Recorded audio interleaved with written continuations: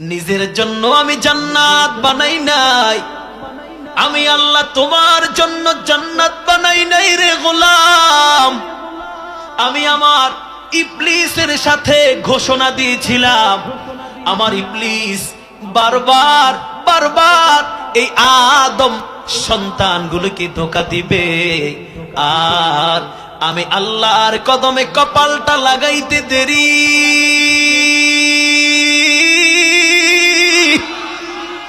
ও গোলাম, 70 বছরের গুনাহ নিয়া, 60 বছরের গুনাহ নিয়া গোলাম আমার কদমে আগাইতে দেরি হবে। আমি আল্লাহ গোলামকে ক্ষমা করে জান্নাতি বানাইতে দেরি করব না। জান্নাতি জান্নাতি জান্নাতি হতে চাই, ঠিক কিনা? আমার